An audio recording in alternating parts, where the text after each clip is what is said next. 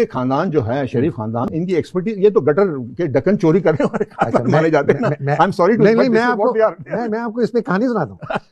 ये this is from the horses mouth. ये रामगली में भी नहीं रहते थे इनके शरीफ साहब, मियाँ शरीफ साहब, जिनको मरियम नवाज कहती हैं, मरियम जो भी सफदर नाम है उसका, कहती हैं कि हम अरबोपति दादा के खानदान या मतलब उसके, वो मेरे दोस्त है मरहूम, इंतकाल करके वो जिंदा होते, मैं ऑनेस्टली उनको बुलवाता, आसिफ उनका नाम है, लास्ट नेम नहीं लेता, वो इनके नेबर्स थे। और वो मैंने कहा रामगली, कहते ओ नहीं हैदर, पंजाबी था, कहते ओ नहीं हैदर, रामगली तो वड्डी गली है, नाल गली बड़ी छोटी जी गली है, उदे च रहिंदा सी। मतलब कि रामगली के साथ एक पतली सी गली थी जिसमें शरीफ साहब रहते थे। ये 7 भाई थे, अब मुझे कुछ शायद भूल रहा हूँ, उसमें से 4 यहाँ आए। ये मजदूर थे, ये पढ़े लिखे भी नहीं थे, थोड़ा बहुत शायद इनके जो वाले थे सबसे तेज थे बाय द वे 7 भाइयों में से, मियाँ शरीफ नवाज के वाले, बड़ी इंटरेस्टिंग। और ये वहाँ जहाँ से आए थे ना अपने जिधर से भी, वहाँ ये मजदूरी, हाँ उनका गाँव का क्या नाम है जिन्होंने अपनी जगह, जटियमरा, उधर ये मजदूर थे। ये देगी लोहा कहते हैं कि वो स्मेल्टर, वो लोकल एक देग होती थी, उसके अंदर लोग ये डालते थे, रोलिंग। ये उसमें मजदूर थे, ये मजदूरी करते, अपनी नहीं थी। यहाँ भी आके इन्होंने वही शुरू किया, एक जहाँ से इत्तेफाक फाउंड्री एंड फोर्ज बनी। तो ये बहुत तेज थे, इन्होंने ये एक वहाँ काम ये शुरू कर दिया, काम तो आता था। इनको एक कोई ब्रेक मिल गई किसी तरीके से, अच्छा कि इनको ठेका मिला ये गटर बनाने का, गटर बनाने का, गटर के कवर। लेकिन उससे पहले मैं बताऊं, इनके वो थे नाम।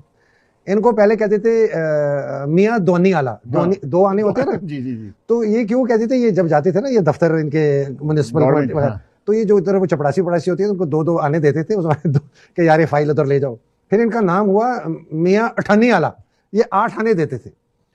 इनका कहीं वास्ता पड़ा किसी हिसाब से, मैं भूल रहा हूँ क्या, मैंने आर्टिकल लिखा है बहुत बड़ा, उसमें मैंने लिखा है फ्रॉम रामगली टू रायविंड, कि रामगली से ये खानदान रायविंड कैसे पहुंचा।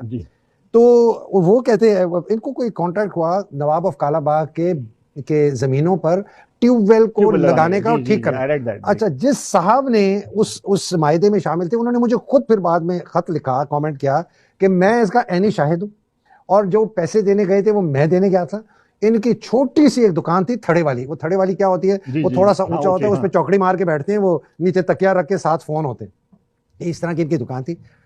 तो उनको इन्होंने कहा, अच्छा बाय द वे, जब इन्होंने उसका ट्यूबवेल ठीक किया ना, तो ये रात को साइकिल पे थे, बाय द वे शरीफ साहब, उसका स्कूटर भी नहीं था, शरीफ साहब साइकिल थी, ये बाहर सोए, जमीनों के बाहर, जमीन पे थे, बड़े होशियार कि अगर ट्यूबवेल खराब हो गया ना तो मैं फिर से जाके ठीक कर लूंगा। ये तो बड़े खुश हुए। इनकी वजह से इन्होंने कहा जी मैं ये करता हूँ, देगी वेगी तो मैं ये कर सकता। इनको ठेका मिल गया, बनाने लगे। मजे की बात क्या, ये बच्चे जो होते थे ना, उनको पैसे देते थे कि ये गटर के कवर चोरी करके लाओ, वो चोरी करके वापस लाते, उनको थोड़े से पैसे देते थे, फिर इनको म्युनिसिपैलिटी से ऑर्डर मिलता था, वही वाले उनको ठीक करके उनको रंग रोगन।